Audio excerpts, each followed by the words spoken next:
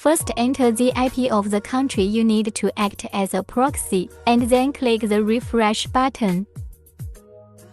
Select the proxy IP and right-click to select the port. Click the port forwarding list below and copy the proxy IP and port.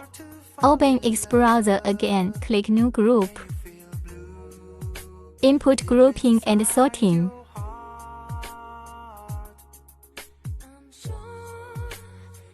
Then click Profile List. Click Create Profile.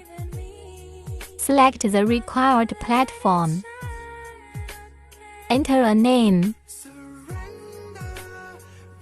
Select Group. Then click Proxy Configuration above. Select the proxy type as SOX5. Paste the proxy IP and port you just copied into it. After the test proxy is successful, click Create. After the creation is successful, click to open. You can see that the current IP address has been modified successfully.